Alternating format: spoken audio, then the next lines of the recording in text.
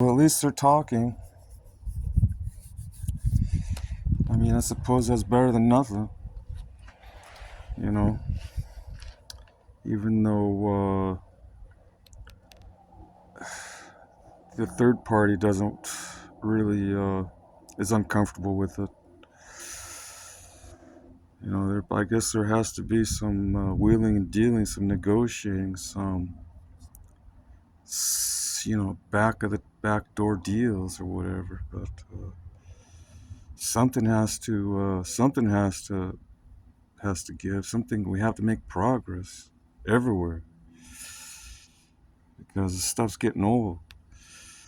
You know, same old, same old. Uh, we have to be. Obviously, they want something that the other person has, and the other person doesn't want to give it up.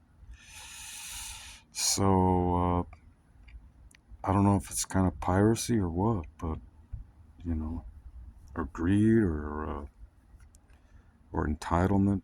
I believe it's entitlement. They feel they're entitled to that territory because they're the ones that broke off initially when they were united to the mother country.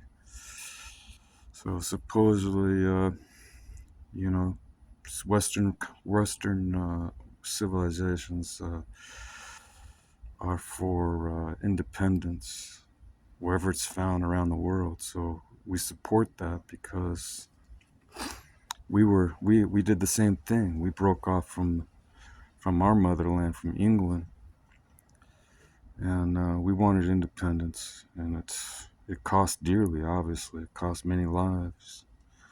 Independence costs lives, and that's what happened. We didn't want to be under British rule. We didn't want to be under a monarchy, a sole dictator.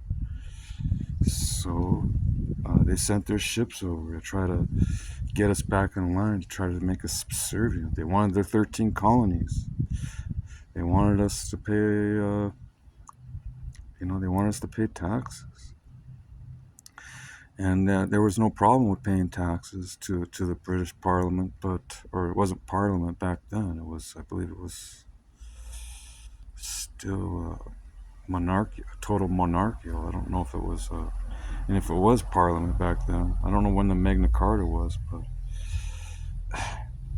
they could shine it on.